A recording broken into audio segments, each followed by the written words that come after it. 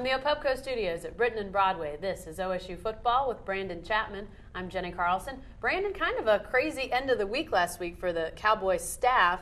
An addition of an offensive coordinator, Dana Holgorsen from Houston. What do we know about him and what he brings to Stillwater? Well, obviously he's going to bring a strong passing attack to Stillwater. He came up under Mike Leach. He worked with Mike Leach quite a bit.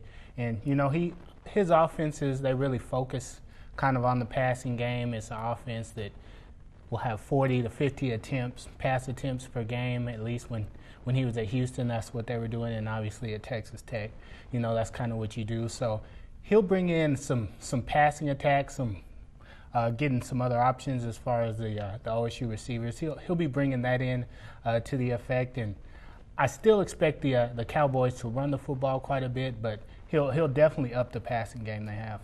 What about how this sort of sets out for the staff in the play calling duties? Obviously, Mike Gundy very involved with calling the offensive plays. In fact, I think most people would say a majority of those plays are called by him. Is he going to turn that over to Holgorsen, or do we have any idea yet?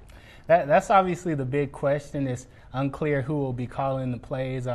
You would think that you bring Holgorsen in to call some plays, you would think you're bringing him in for a reason. It's hard to believe that he'd leave Houston and come up here and then not be able to call the plays like he was at Houston. So it'll be interesting to see how all that turns out, but as of right now, we don't know.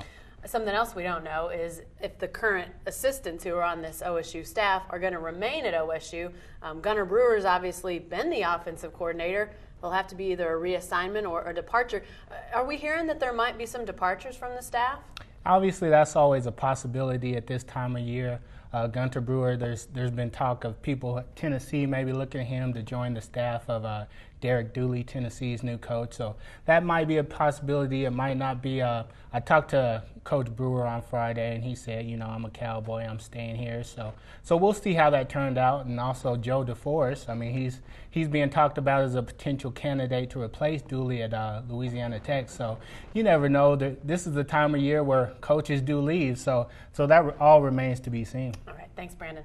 Stay with the best coverage team anywhere at newsok.com and every day in the Oklahoma.